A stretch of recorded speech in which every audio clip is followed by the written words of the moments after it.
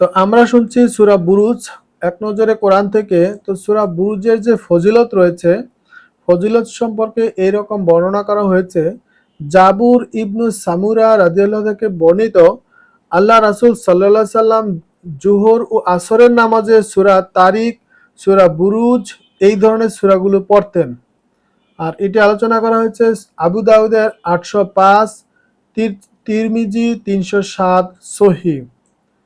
Cause and effect, অর্থাৎ কাফিরদের মাধ্যমে বিপদের মুখে পড়লে ধৈর্য ধরতে হবে, কারণ এটি আল্লাহর পক্ষ থেকে পরীক্ষা। এই পরীক্ষায় অটল থাকলে নিশ্চয়ই মিলবে মহা পুরস্কার। আমরা শুনছি এক নজরে কোরআন থেকে। আর আজকে যে সূরাটি শুনছি সেই সূরাটির নাম হচ্ছে সূরা বুরুজ। তো এইটার যে গতিপথ রয়েছে,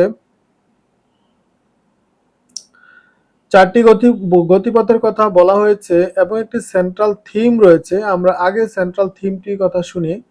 সেন্ট্রাল থিম হচ্ছে ঈমানের বিজয় ও প্রতিদান। ঈমানের বিজয় এবং প্রতিদান সম্পর্কে আলোচনা করা হয়েছে। তো যে গতিপথ রয়েছে, চারটি গতিপথ।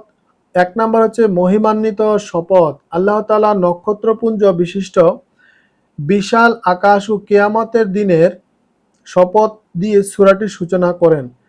এই শপথ মানুষের সামনে মহাবিশ্বের গুরুত্বের গুরুত্বকে তুলে ধরা হয়েছে। 2 নাম্বার হচ্ছে জুলুমের মুখে অবিচল।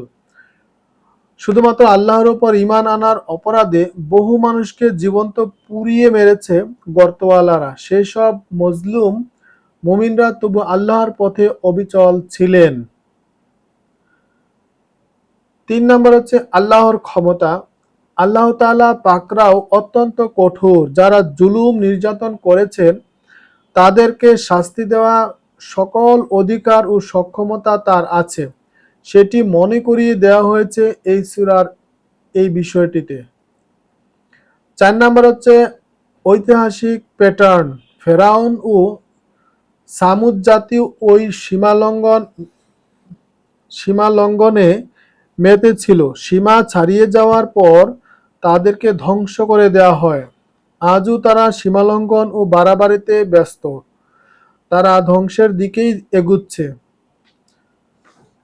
অর্থাৎ আমরা এক নজরে কোরআন থেকে যে বিষয়গুলো পড়লাম, যে সেন্ট্রাল থিম, এটা হচ্ছে ঈমানের বিজয় এবং প্রতিদান সম্পর্কে বলা হয়েছে। আর এইখানে চারটি গতিপথের কথা বলা হয়েছে। এক নম্বর হচ্ছে মহিমান্বিত শপথ করা হয়েছে। জুলুমের মুখে অবিচলতা, এটি সম্পর্কে আলোচনা করা হয়েছে।